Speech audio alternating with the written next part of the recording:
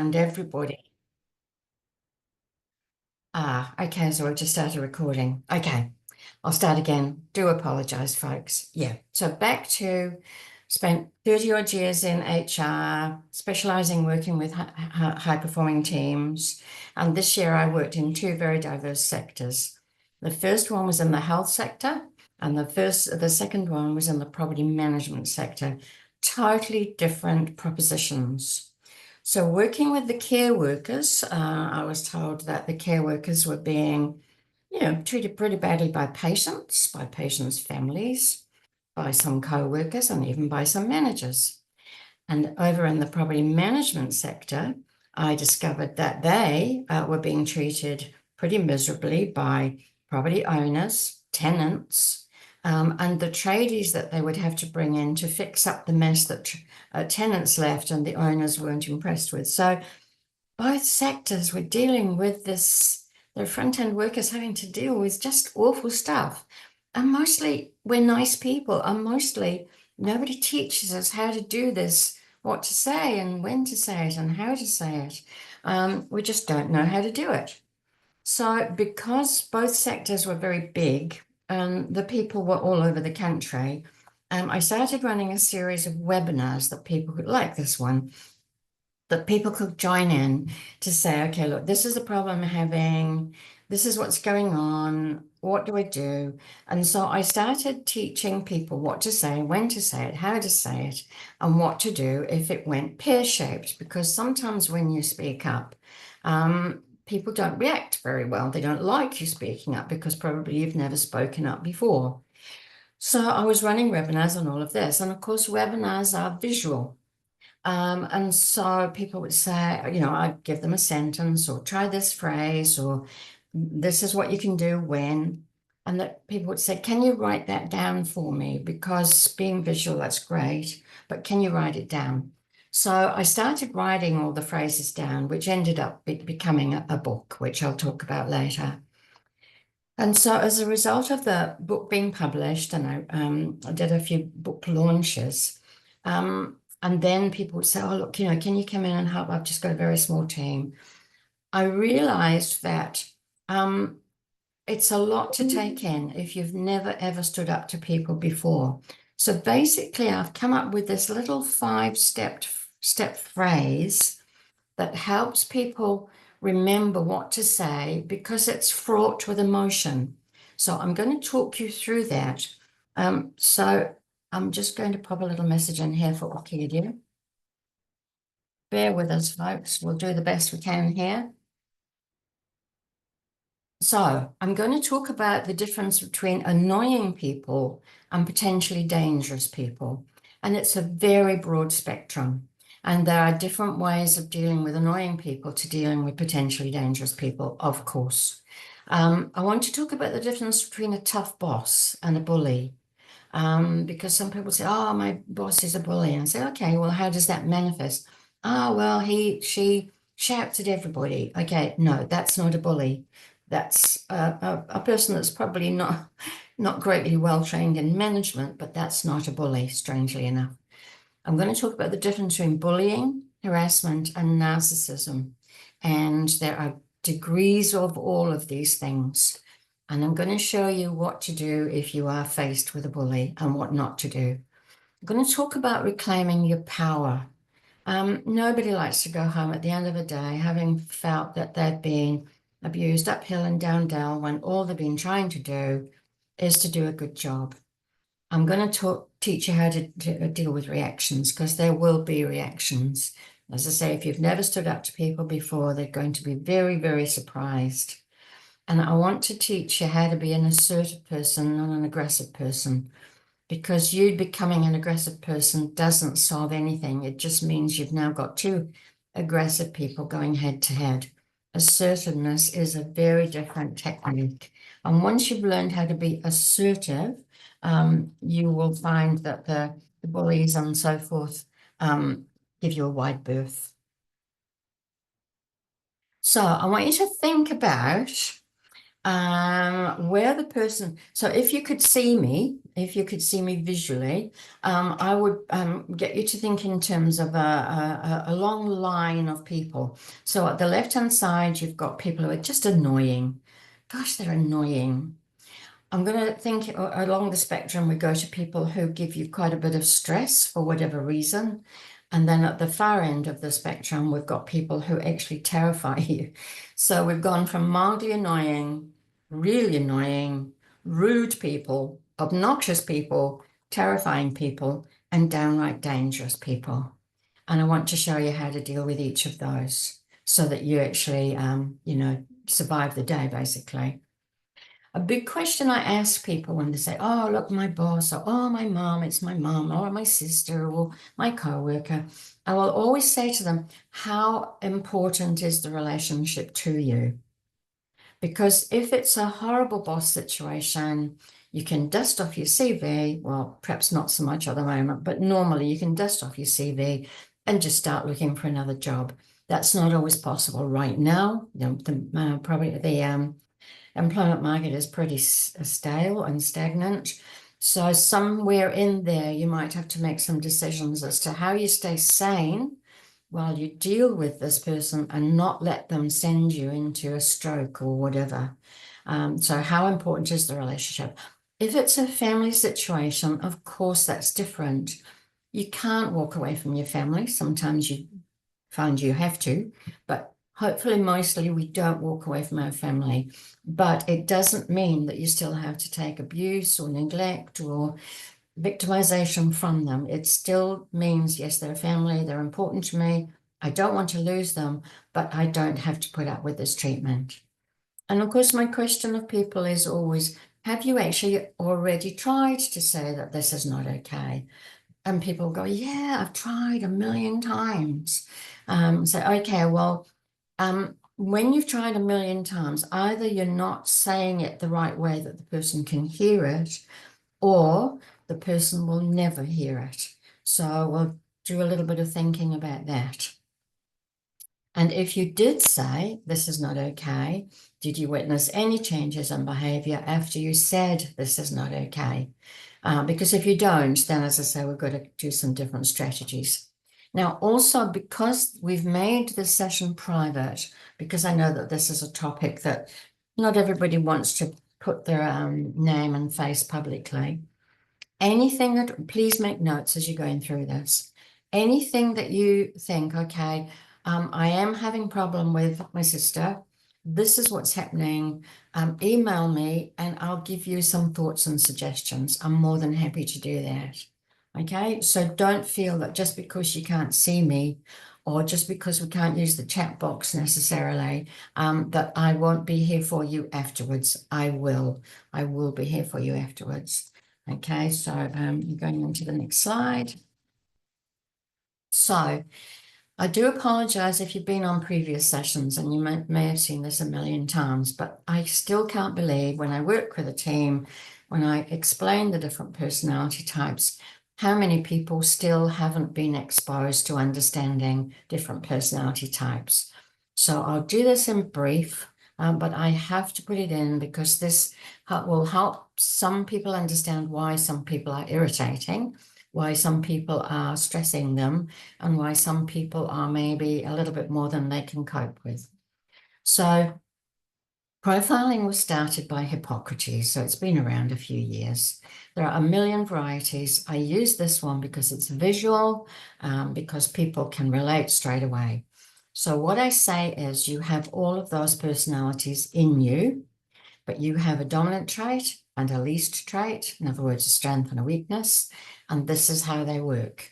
If you are predominantly owl, you are a detail person. You will dot the I's, you will cross the T's, you like checklists, you're risk averse, you don't like making mistakes, and there's nothing wrong with being an owl. I would want my accountant to be an owl. I would want my lawyer to be an owl. I would want my bank manager to be an owl, okay? There's a place for all of us. if you're predominantly dove, you will be a people person. You're the kind of person in a team where people will come in with their problems from home and you'll sit and listen to them and take on board and say, oh, you poor thing, that's terrible. Meanwhile, your own desk is piling up with stuff that you're supposed to be dealing with, but you can't let this poor person go who's sobbing their heart out in the lunchroom. So our doves are the people. And we need our people.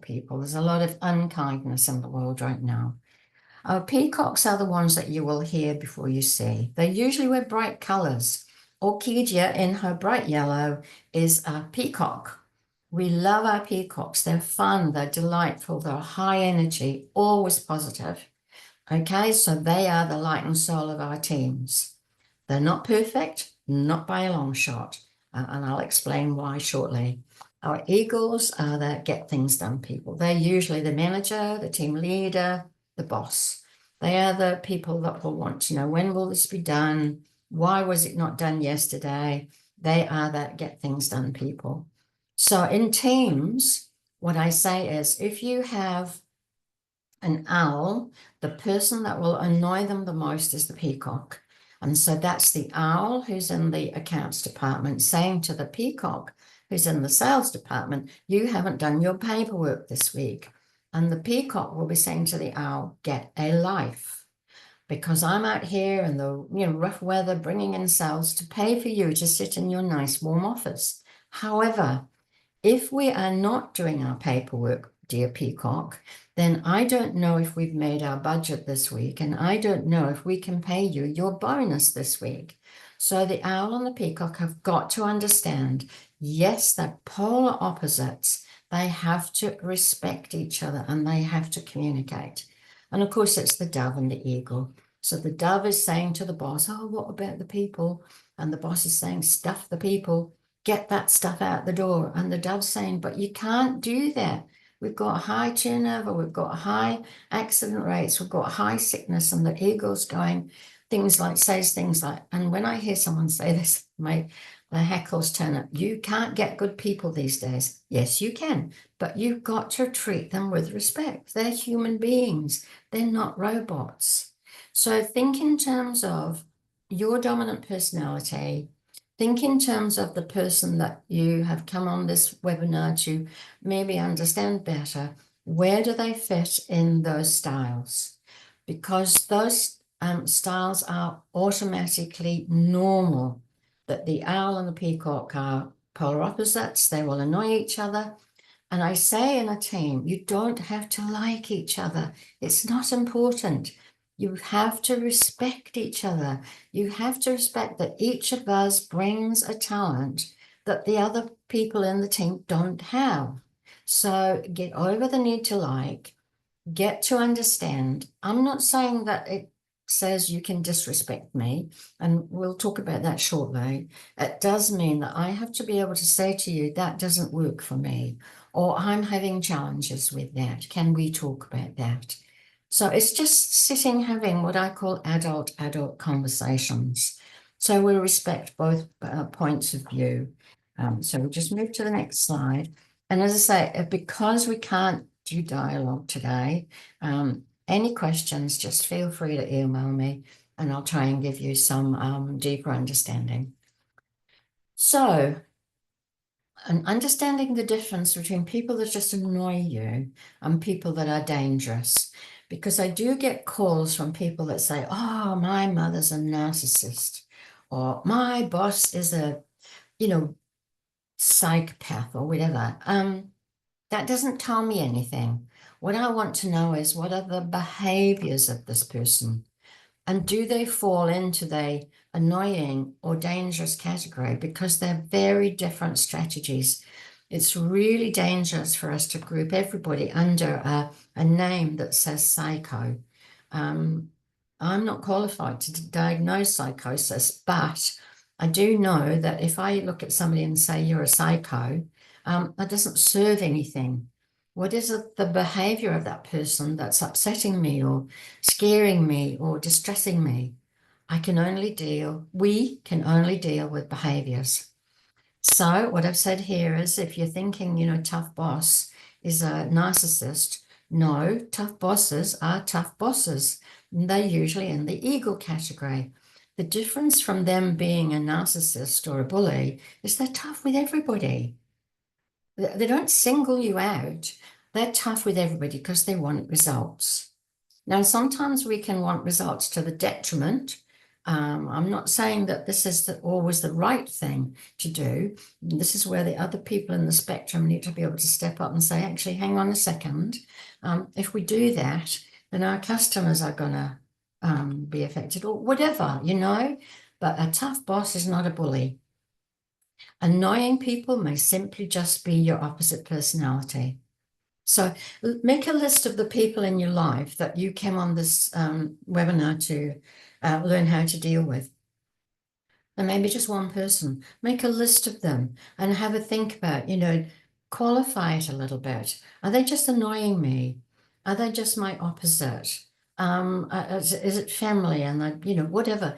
Start to rationalize it rather than grouping everybody under the bully category or the toxic category. And I've already said you don't have to like work colleagues. You do have to understand and value their different skills and talents. Family members can take on a whole new level of annoying, of course, because we're stuck with our family. If we've got I deal with quite a few family situations. We might have a family member that keeps borrowing money and never paying it back. How do I deal with that? What do I do? What do I say? It's my mum. Or what do I do with that? It's my son. We can still say this is not okay. We can still deal with people who do take advantage of us. We can do that. Learning to say no is an important part of how we start to value ourselves. Otherwise we just become doormats. Nobody wants to be a doormat. Now, if you said to a person 3 times, this is not okay, the person either can't hear you because they're a different personality, or choose not to hear you, or may never hear you. So if I said it 3 times, I have to start to think in terms of, okay, that strategy isn't working. What can I do differently? I come back to who we marry. I'm Dove Eagle, so I can be nice and gentle for a while, and then I can go into my eagle strategy, which is, this is not okay. My husband is the diametric opposite. He's owl peacock. And so I've had to learn never to use my eagle with his owl, if that makes sense. It just doesn't work. I've got to use my dove with his owl to say, honey, I wonder if I could just ask you to, blah, blah. I've got to go in gently. There's no point me going into my passive aggressive, yelling and screaming. It doesn't work. And it's not a good look anyway. So just come back to you, the person. Why is it not working? And also, what's my part in that? I may be just as annoying to them as they are to me. So just think through that one. Now, bullies, manipulators, controllers, and narcissists fall into a completely different category. You are not responsible for their obnoxious behaviors. It's their problem, not yours. Now, if you're in we've already said, if you're in a job that's, you've got a bully or whatever, it's not quite so easy these days to get another job. And I'll show you some strategies for dealing with that so you don't go home at the end of the day beaten and cowed.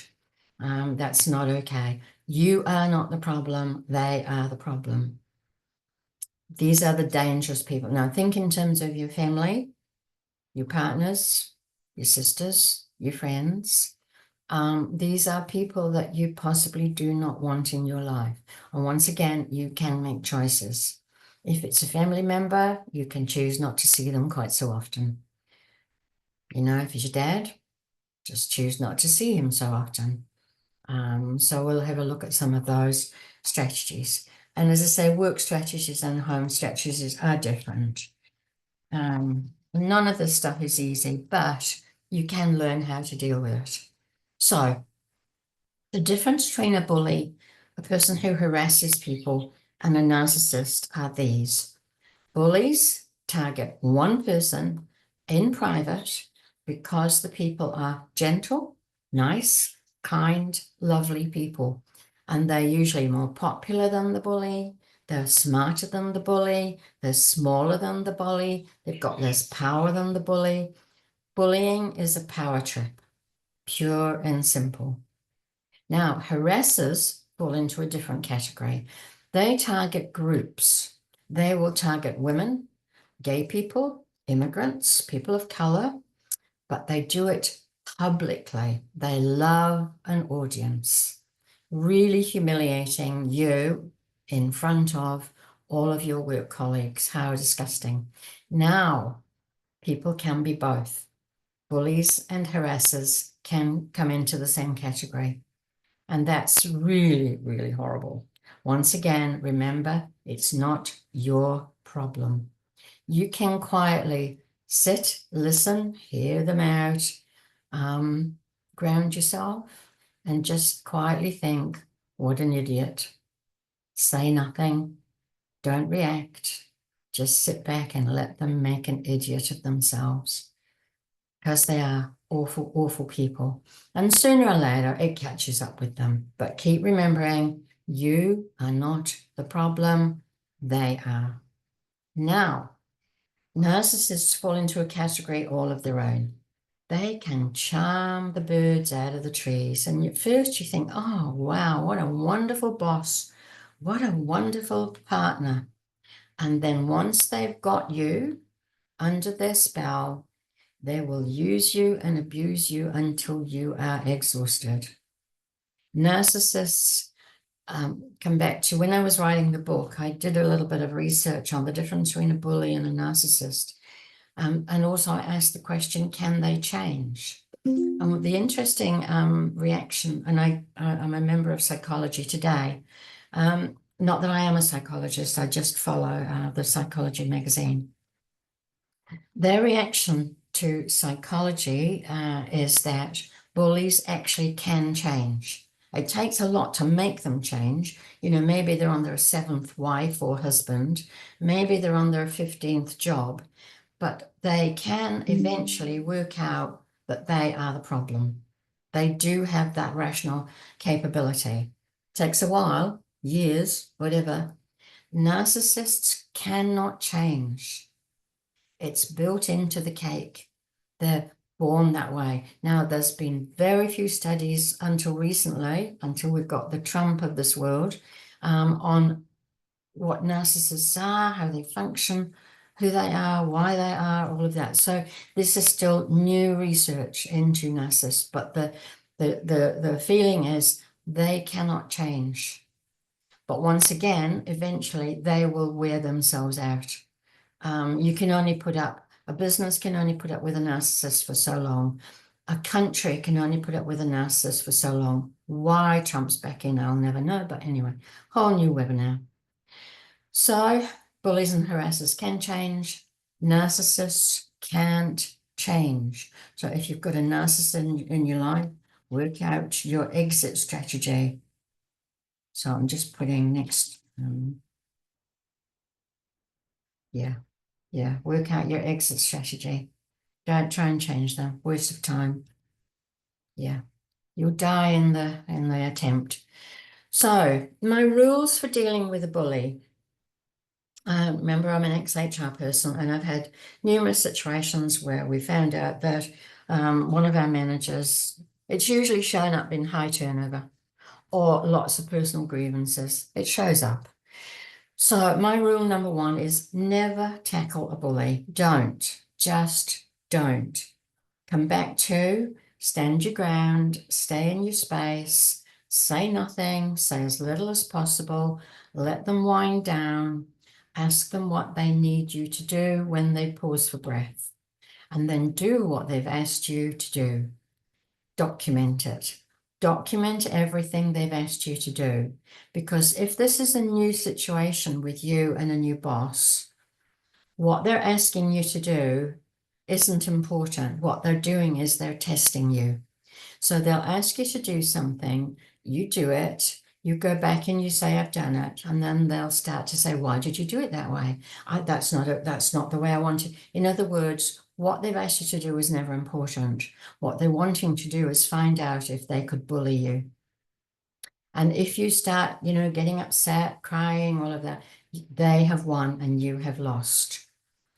If you have done what they've asked and they've, given you then a hard time, you then the next comment is, okay, how do you want me to put this right? Wait till they tell you what, you come back and you keep documenting everything, because sooner or later you now have your evidence that you are being bullied. Now, well, first of all, try never to be alone with them. There was one particular boss I had where all the women were warned never to go into his office alone. We were always told to just stand in the doorway, and if he started yelling, to walk away and get out of the scene. Never be alone with them. Now, be really careful who you involve. So I've documented everything, and I think, right, I am now going to lay a complaint about this person. I'm in HR, and I know I hope most HR people have got the best intentions, but I have known HR people go straight back to the bully to say, a complaint has been laid against you. Now, the bully doesn't change their behavior, they will just become worse. So be really, really careful who you involve. Very, very careful. Okay. I'm not sure about Citizens Advice Bureau these days. There used to be free legal advice there, but be careful who you talk to. But document absolutely everything. And then, as I say, plan your move carefully. If you can get out, get out. If you can't get out, just keep remembering it's not your problem, they're the problem. It's horrible. It's horrible. Bullies can actually send you into the nutty farm. But just keep remembering it's not your problem. Okay? So don't forget, any questions you've got on this, email me and I can give you a little bit more information that way. So here we go.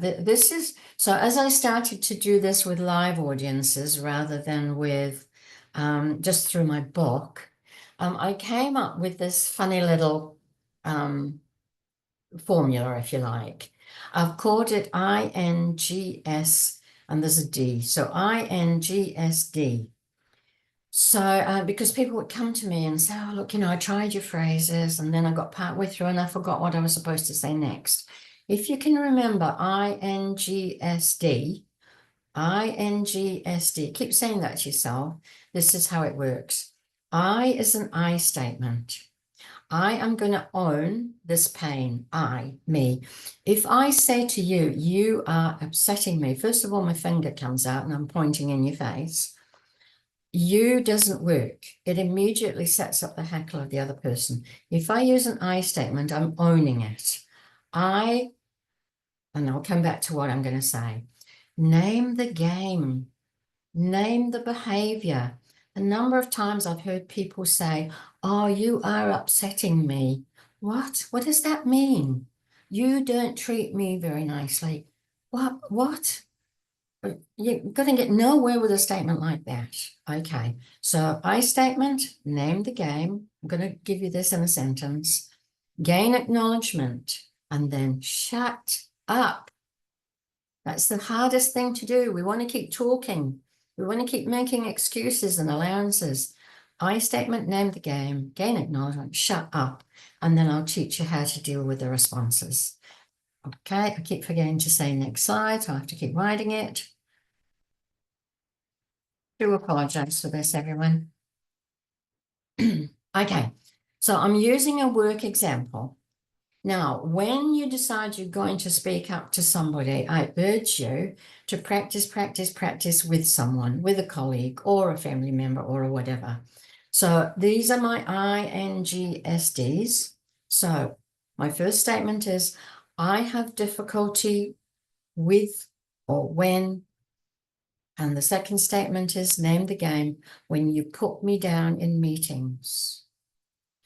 Next question is gain agreement or gain acknowledgement. Are you aware that you do that? And then shut up. Now, they'll either say, yes, it's fun, isn't it? Or, yes, I kind of am aware, and can't you take a joke? So at least you've got a reaction. Or they may say, no, I don't. Don't get into an argument. Don't go, yes, you do. They'll go, no, I don't. You'll go, yes, you do. Don't do that. So if they say yes and hopefully apologize, that's all good. I mean, that's maybe a miracle. But, some people do say, oh, I had no idea, and I'm so sorry. I just thought I was making a joke or whatever. If they say no, then don't get into the argument. My next phrase will be, okay, from where I stand, I feel, remember we said, I feel that you put me down in meetings. All I can ask of you is that in the next meeting, you just take note of what you're saying and how you say it to me, and then shut up and walk away. Shut up is the very best assertiveness strategy in the book. Shut up.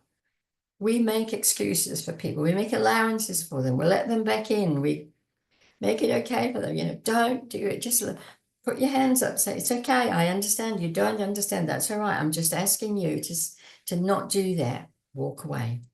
Now, if it happens again in the next meeting, don't make it public. Take the person aside and say, remember I asked you, remember I said, and you've just done it again. Do you understand what I'm saying? Get a yes or a no. Remember I said, if you've said it 3 times and they don't change, they either can't or they won't. In which case you have some new decisions to make. If they can't change, just accept it's who they are.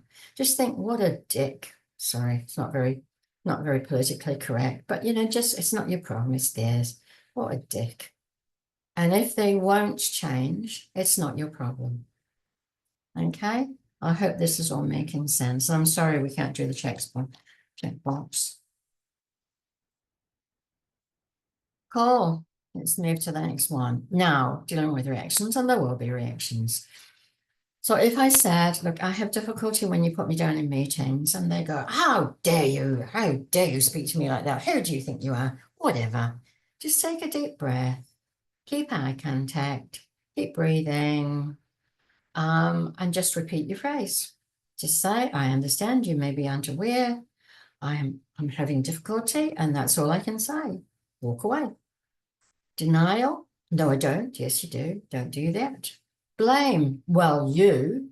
So they've turned it around on you, which is, where our little hand movement can come up. Okay, I'm not saying I'm perfect, but I am asking you if you could not do that in meetings. Shut up, walk away. Diversion. Well, Mary does the same. She puts you down. Okay, hand up. I'm not talking about Mary. I'm talking about us, you and me. I'm asking you not to do that. Walk away. Repeat your sentence. It's a wonderful thing called broken record. Now, one thing I've forgotten to put in the slide, I've talked about the fact that people have, you can only make your statement 3 times, and if they don't hear you, they'll never hear you. The interesting thing about your broken record statement is people have only got 3 arguments. So if I've said it to you 3 times and they've given me all the anger and denial and blame and diversions and what have you, after about the 3rd time when I've said, I am having difficulty with that, how do I get you to understand what I'm saying? They will walk away. They will walk away. Okay? Can't say they'll change, but now you have got it in to them that you are not going to have this continue. So how about that wonderful stance? Repeat your sentence 3 times and they will walk away. Feel free to use hand gestures. You sometimes don't have to say words. Just put your hand up and say, that's not okay. I'm not happy about that. It's okay to say, let's have a bit of time out, okay? Because I really want for you and I to understand each other and get on. I don't want for us to be at loggerheads. These are all I statements. Remember, I'm saying I all the time. I want for us to work this out. I don't want for us to be at loggerheads with each other.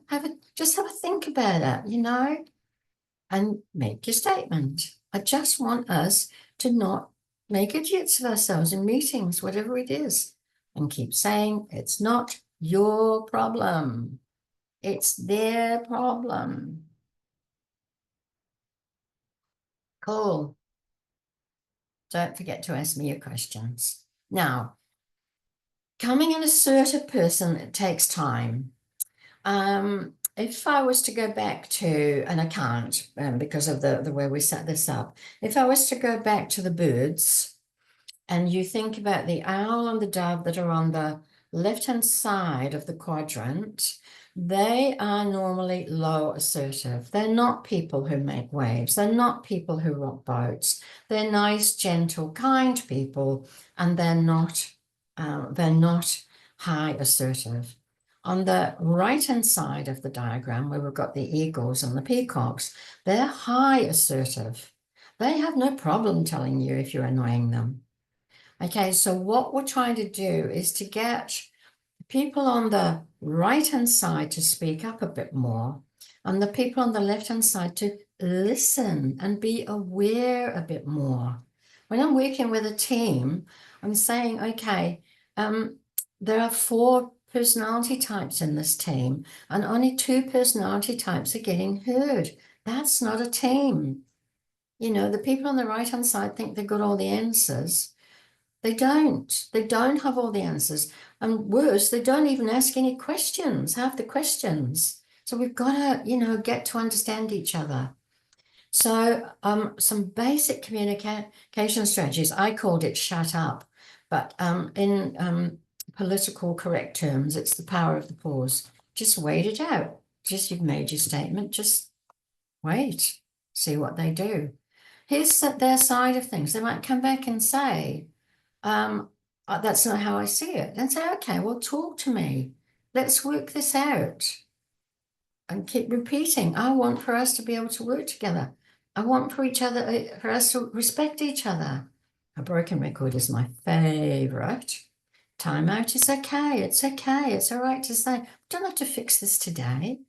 I'm working with 2 lovely women. They're gorgeous and they just don't get on. And I don't know why. So I'm working with them on this to say, there's no right or wrong in this. There's just 2 people who just aren't listening to each other or aren't understanding each other or aren't respecting each other. So let's not do that.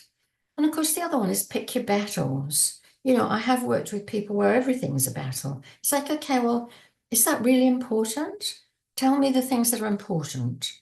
Because if you're constantly complaining, you'll just get seen as a picky misery guts. So pick your battles. You know, what are the ones that are important?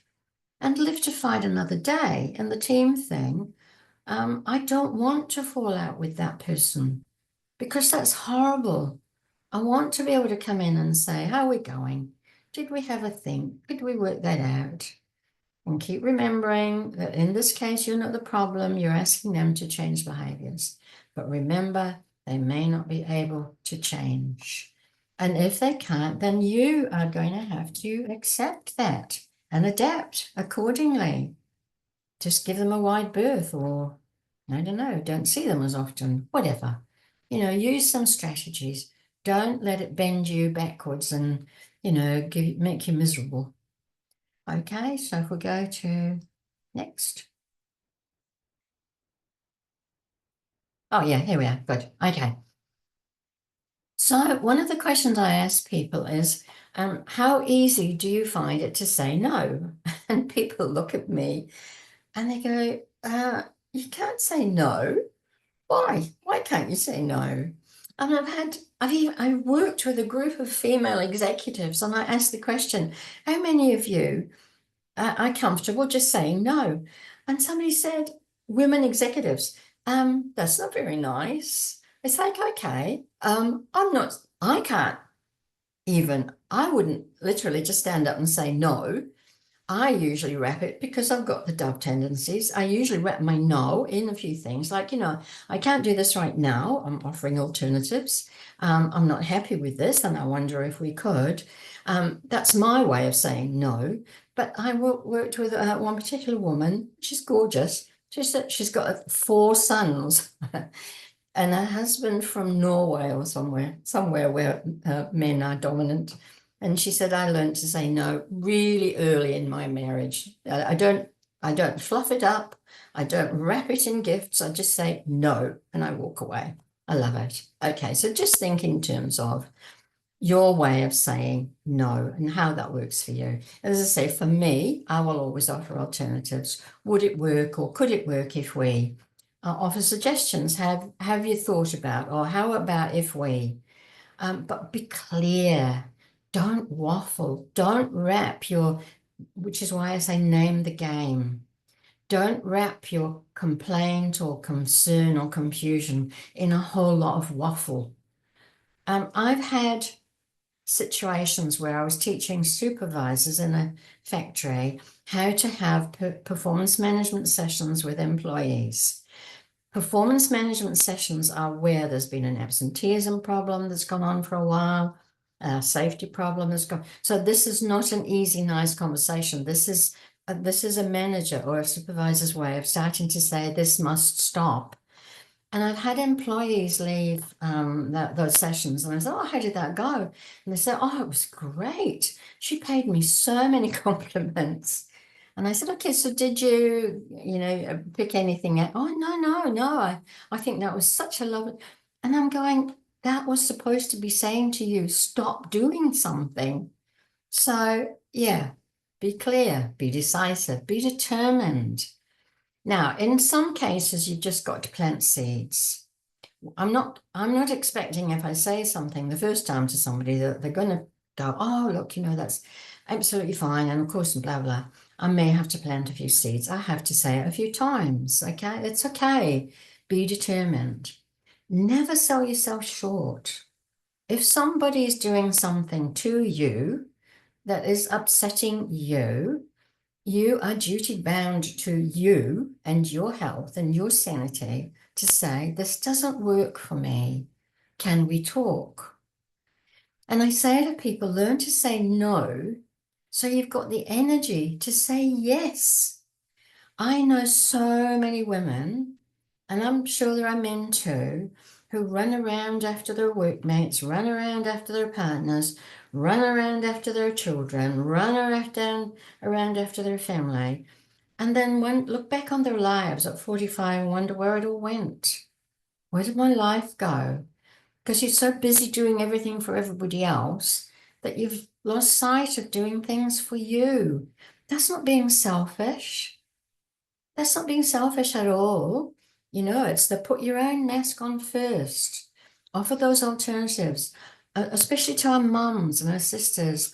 Look, I'd love to be able to do that for you, but I can't do it this week. Would it work if I did it next week? Start to plant seeds that you're not just going to be at someone's beck and call. Okay? Care for you. It doesn't mean we can't care for other people. It just means we care for ourselves. Otherwise we're just empty husks. Cool. So we're getting close to the end here.